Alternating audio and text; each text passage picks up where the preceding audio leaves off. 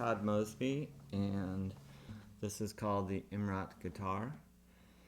It was designed by my teacher, Ustad Imrat Khan, and a team of myself and Kim Shorts, who is the luthier. A luthier is a guitar maker. This particular instrument, a few of the modifications that were done on it from a regular guitar is this headstock represents the flower of India. My teacher Imrat Khan wanted this on there because that is the flower of India. There's also a Javari here, which gives it the classic buzz sound, as in a sitar. And there's a wooden Javari and a bone Javari. This particular one has a wooden Javari on it, although I do have a bone one too for a little bit different sound. These frets are movable. As you can see, they're a little bit offset, but that's to adjust for the intonation when the Javari wears down. I can tune it this way. Tuning is very important to this style of music, but this is what's called a bridge instrument. I was studying with Imrat Khan a few years back. Actually, I studied with him for a long time, and my studies got to the point where I needed to access deeper levels of Indian music. So I had heard of Kim Shorts and checked out some of his designs, and he was already doing experiments with hybrid instruments. So I called him up and asked him if he could come to St. Louis to have a meeting with myself and Imrat Khan so we could start working on a design for a hybrid sitar guitar. And then the process started. Kim was in Chicago at the time. He now lives in Albuquerque, New Mexico. And so Imrat started doing the design work. Like I said, he wanted this headstock, a Javari, movable frets that were bowed out on the fingerboard because that would give you much greater control as far as pulling. This pattern, design of the instrument, body of the instrument, was Kim's design. He was using this pattern on his acoustic guitars anyway, and this is something that he had researched out for years and years. So this is what he came up with for the best sounding type of projection. And the bracing is actually braced as a classical guitar bracing on the inside for those that are interested.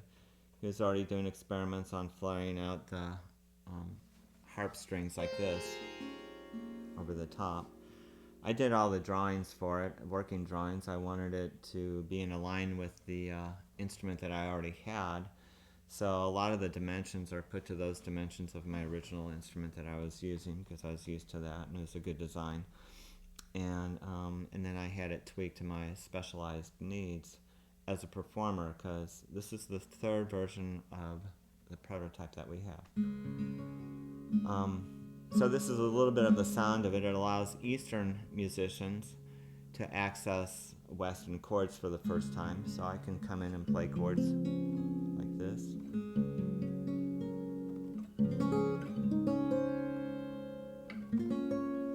I can do beautiful chords like this. Seventh chords.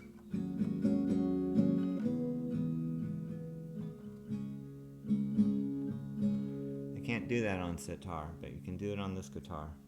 It allows Western musicians or American musicians that are into blues or folk or whatever to finally access the very intricate melodic phrasing that occurs in Indian music. So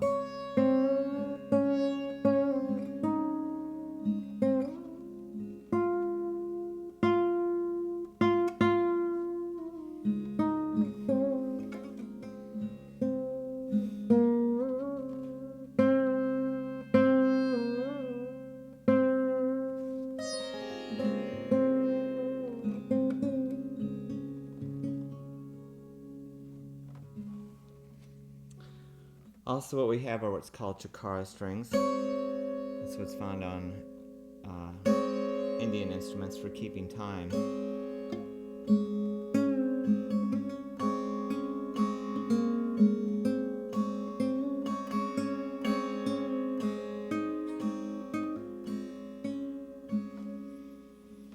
And that's about it for this instrument. Ustad Imrat Khan comes from a long lineage of sitar players. His family is known as the Sitar Gharana. Basically, they're the inventors of sitar. It started back 500 years ago when the Persians invaded northern India. They combined the cultures. And this particular tuning actually is a Rudravina tuning that I came up with in my research. I was looking for something that would work very nicely, and this seemed to have worked for me. Rudravina and oud, which is a long instrument, combined to make sitar.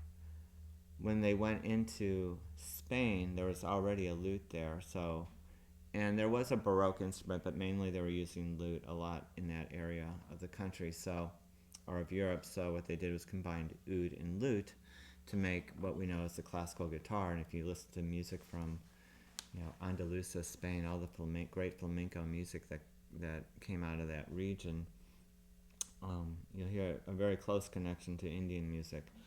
Now this is a combination of sitar and guitar. So what Imrat says, not to be lofty, but what Imrat says is could be the next generation on the evolutionary branch of guitar.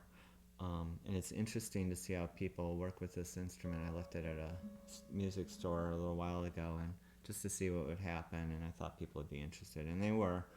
And they started coming up with their own tunings on it and creating really cool stuff. But anyway, there you have it. I will get the electric guitar and show you the modifications that were done on that one.